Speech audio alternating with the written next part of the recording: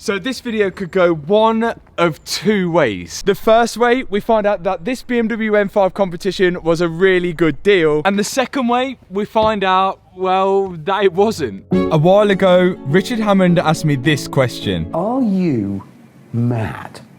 And I'm beginning to think I am. After I spent £32,500 on this BMW M5 Competition, which the last mechanic decided not to fix. Not even my girlfriend likes it. I don't know what the hype is like. But like most of us, we're determined to prove our other halves wrong. Let's just hope I can with this one. I know energy prices have gone up, but for a new battery for the BMW M5, it was £250. It is massive, but 250 quid. But I'm hoping that is going to solve the issue on our engine starting problem. We managed to get the engine started in the last video. Oh! What's happened? But it only ran for a couple of seconds. The oil cooler at the front of the engine has taken a beating, so instead we've took it off and bridged the two oil lines with this silicone pipe here. The engine has to come out anyway to fix this damage, but I want to be 100% sure the engine is okay before I pull it out. So this, well, part of this is what I believe to be the issue on why it's not starting, which is good news and bad news really. So 12 volts go from the battery along here, and then all of this goes to the body electrics, which power the car and everything like that, but don't have anything to do with the engine. This is the part that has the stuff to do with the engine. I think one goes to the alternator and one goes to the starter motor. Underneath is this baby right here, which is the pyro fuse. And this fuse bridges the gap between the body electrics and the electrics on the starter motor and alternator. And if this is broke, then we've found our issue. And would you look at that? Incredible. Absolute scenes. And because these two are not joining, that's why the car doesn't start. But this being broken is actually quite good news, because that means that more than likely the engine cut out because of this when the airbag blown. So the oil was, no, the engine cut out when the airbags blew, which means that when the oil fell out, the engine was turned off, which fingers crossed means that the engine is okay, but I still want to get it started. Another funny thing is if you ask BMW for a pyro fuse for the BMW M5, they'll try and sell you this whole thing. They won't actually sell you this little pyro fuse, which is all that you need. But luckily, these actually have a separate part number on, and if you Google it, you will find them on eBay for $21.99. So that should be a right good saving. So what I'm going to do now is put everything back in with the new battery and bridge the gap myself with some jump leads until the new pyro fuse arrives. There you can see the jump lead, and that's going directly to the battery now, which should give us enough power. Safety out of 10. Solid 7. Yeah, it's ballooning. Go on, run it. I didn't say stop. We're looking good. Yeah! Bit of a rest.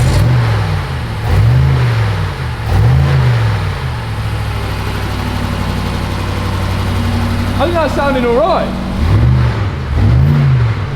No rattles, no rattles.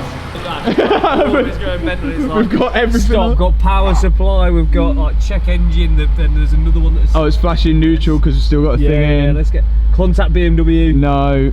Contact BMW again. Drivetrain. Oh, we've got bonnet. Hasn't even got a bonnet. Every light. Well, that is sounding good. Come on!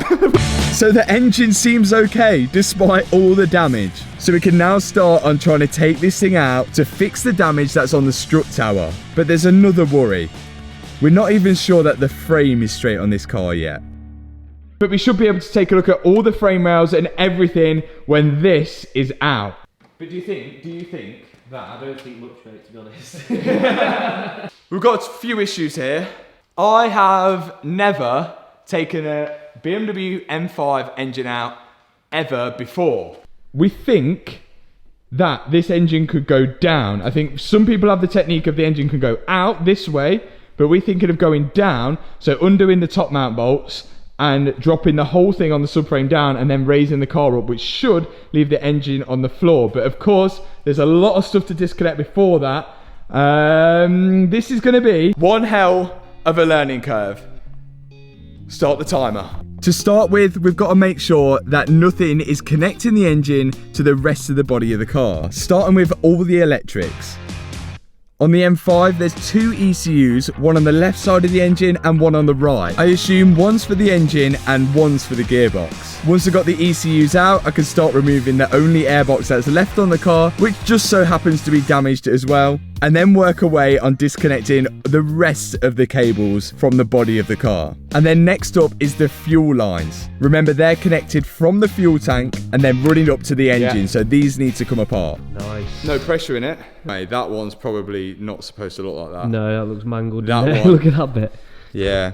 We think we have the all clear from the top of the engine so far, and now it's time to get the M5 in the air so we can start disconnecting everything underneath. There's a lot of plastic trays to remove first, and once we've got past the plastic trays, there's strut braces. So me and Liam teamed up to start removing this square brace. Did somebody say Squarespace? No, I don't think so. Well, that's weird because it's actually Squarespace who have sponsored today's video, and they do everything from websites to online stores to marketing tools and analytics. It really is the all-in-one platform to build and run your business. It's that easy, anyone can do it. There's loads of templates to choose from, and once you've chosen a template which best suits your style, you can go in there and edit it. You can drag and drop your own logos, edit any text on there. And what's even better than that, you can switch between a mobile view and a desktop view. So when you need a website, head to squarespace.com or just click the link in the description box below, and when you're ready to launch, use code Matt Armstrong, and that's going to give you 10% of your first website or domain name. Let's get this engine out. Oh yeah, just go back a little bit. Yes! So the exhaust is out. And with the exhaust out, that now gives us access to this heat shield, which once we remove it, we'll be able to get the prop shaft, which connects the gearbox to the rear diff. Then we've got the big old prop shaft, which sends the power down here into the rear diff. The prop shaft is connected to the gearbox using around 4 bolts. So Chris got to it and started removing those bolts. Man test, 55mm knot, that's on the diff of these. Yeah. Can you get it off with any leverage? With like, no, only that. Is it 50 or is it 55? It's a 55. Can't fit your eyes. No. Show me what you used. I'll show you what I used. Turns out we needed more leverage. And this was a point where we wasn't sure whether it was a left-hand thread or right-hand thread. Yes, did I do it? And we didn't want to break anything, so we chose another option after this. So under the support bolts here, which set up there, and the only option we could see is, well, you could just leave this hanging, which ain't ideal, but yeah, it's that bolt there, which is a bit of well, it's an absolute faff to get out. As I didn't want to risk breaking anything with that prop shaft nut, because we was unsure whether it had a left-hand thread or a right-hand thread, we decided just to leave the prop shaft hanging. Next up to remove was the steering rack, which is done with a little bolt you can just see here. So I equipped myself with loads of extensions and a ratchet and undid the bolt connecting the steering rack to the rest of the car. After that's done, it's all the wires which are going to the wheel. You'll have an ABS sensor, a brake pad wear sensor, and a headlight level sensor. All of these have got to be disconnected, because the suspension, the brake disc, and everything is all coming down with the engine. Then I'm going to wedge the brake pedal with a broom so that when I disconnect the brake line, all of the brake fluid shouldn't just fly out everywhere. You might get a few drips here and there, but it's better than it all going all over the floor. And one final thing to undo is the top wishbone knuckle, because that will be staying on the car. Then finally, I could undo the bolts holding the gearbox mount to the frame of the car, and then loosen off the subframe bolts connecting it to the frame of the car. And the last thing holding the engine in place are the top mount bolts on the suspension. But we've got to be very careful now, because at any point, this engine could drop. So out comes the engine crane.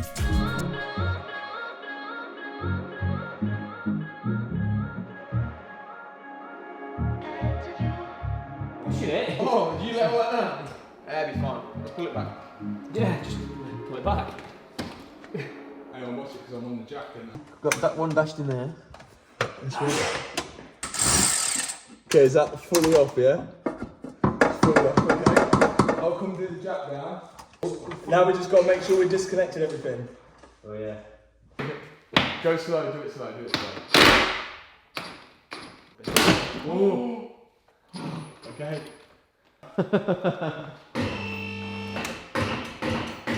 Catching this side a bit. What we're catching on.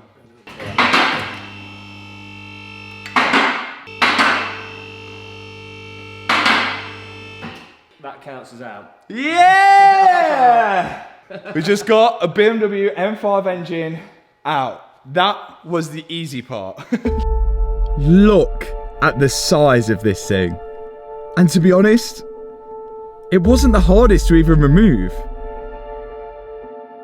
Never did I think when I took on my first rebuild project, the Audi TT, that 3 years later, I'd be pulling an engine out my BMW M5. This thing is absolutely massive. I don't think it's coming across on camera how big this thing is, but the gearbox is huge and the engine as well, the big V8, of course, with 2 turbos on top, which has everything attached to it. It's absolutely massive. And the good news about this being out like this is that we can inspect the whole engine to check for any damage. And there is a lot more than I originally thought, and I never would have seen it inside the car. First thing I noticed when we was taking it out is that we do have a damaged inlet manifold. All this plastic is broken, and this goes all the way back there, and it would have been a nightmare to change inside the car. I also have a broken charge cooler here, which cools the air going into the turbos, and that is broken right there. I thought this one was going to be okay, but check this out. I just seen that this plug was disconnected for no reason, and this bracket here, when you actually move it out the way, it's left a little tiny hole there in the charge cooler, which would cause an air leak going all the way into the turbo. So that one's going to be changed as well, and possibly we could look at upgrades whilst we're here. And then of course we have a lot of pipes and sensors and wiring all over the place, and if I'm honest, I have no idea what a lot of them do, so I'm gonna have to figure that out as I go along. I think there's a water pump which is sort of the pulleys hanging off as well, but yeah, we're gonna have to look into that. But despite all the damage that's on the engine, just imagine how easy it's going to be to do all the upgrades to it. Changing the suspension will literally take 2 seconds. It's right there. But that's not the reason why we've taken the engine out. We need to fix the frame damage and inspect to see if there's any more unexpected frame damage. So first things first, I'm going to get measuring the chassis to see if anything is drastically out. So out comes the tape measure. All I'm doing here is measuring from loads of fixed points on the car to other points on the chassis which possibly could have bent, been pushed in or twisted. I know it's not the most accurate of readings, but it should be able to tell me whether something is drastically out.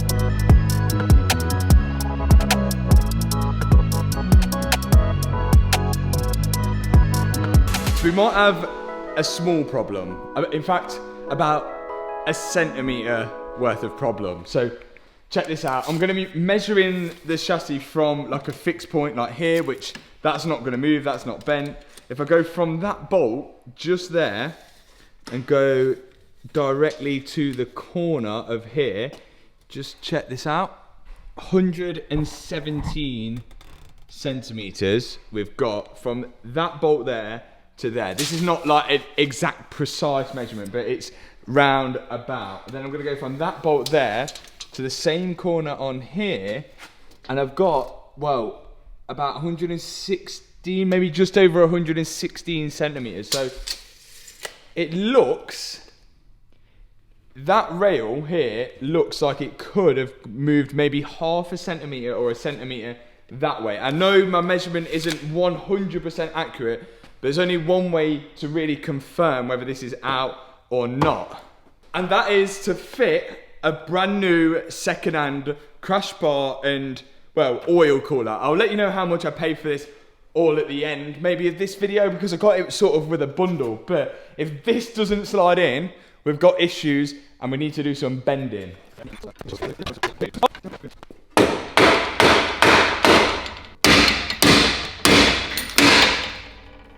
Well, that's good enough for me. It goes in, it's straight. If it was out by like half a centimetre, which is not gonna impact anything. I mean, if that goes in, that is straight. I know, well, let me know in the comment section below. I know a few of you might not like that or not, but the thing is, if this goes on a jig, it's only gonna do the same thing. It's just gonna pull it out a tiny bit, but that is out by minuscule, probably like a minuscule bit, but I've got to pull that back out now. Another thing to look at are these weak points BMW put in the frame rails. These are there so if you have an accident, which is a front end accident, the frame rails can crush inwards and fold easily. And if they didn't have them, you might have a frame rail ended up inside the car. But none of the weak points look like they're cracked, bent or twisted in any way. So in my opinion, I think we're good to go. But that strut tower is far from good to go. I need to take the front wing off and everything surrounding that strut tower so we can get a better look at it to see if there's any more damage to it. There is a bolt on the inside of the wing here and I cannot open the door all the way to get to it. So I've actually got to lower the car down and somehow move it forward so I can open the door to get the bolt at the back of the wing. We ended up putting 2 jacks on the frame rails and then pushing the car forward so I could actually open the door to get to that bolt. And there it is. With super dramatic music, I could undo the final bolt to get the front wing off. And once that wing was off, we could push the BMW back into the ramp and I could start stripping off all the wiring and the hoses which surrounded that strut tower. But the more I take off, the more I have in the back of my mind, how on earth is this thing gonna go back together?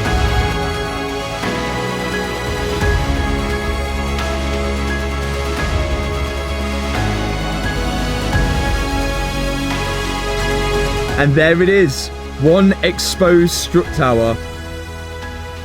But oh, is this gonna be far from an easy job? Well, I knew this was gonna be difficult, but this is definitely gonna be one of the biggest challenges yet. I've got the strut tower all exposed now. There's the damage. It's pretty clear that we can't get away with just repairing that with a load of fiberglass or something along those lines. But this strut tower is huge. Look how far down it goes. You can see where the panel finishes because of all this seam sealer here between the 2 panels. And not only that, it comes down here, seam sealer goes all across there. And because this is cast aluminium, it's not welded, it's all riveted on with these special rivets here, and I assume it's bonded on as well. And not only along here is it all bonded on and riveted, also in the wheel arch, look how many rivets there are holding this thing to the car. I guess there's got to be a lot of rivets anyway, because you imagine the force of the suspension pushing that thing up.